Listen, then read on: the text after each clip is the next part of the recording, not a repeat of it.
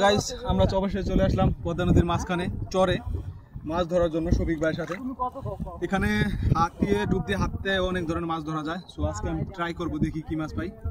দোয়া করবেন সবাই। আমি অ্যালেক্স সবুজের ছোট ভাই টাকি সবুজ। এখন একটা ডুব দেবো, দেখি কি মাছ পাওয়া যায়। বিসমিল্লাহ।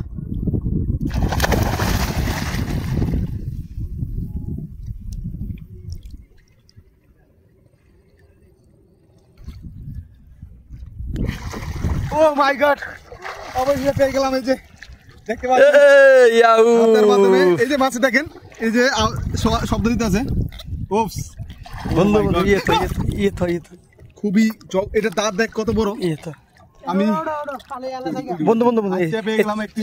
চাংড়া ভিতরে থুইয়া সব হালা হইয়া দেখ চাংড়া উপরে উঠতে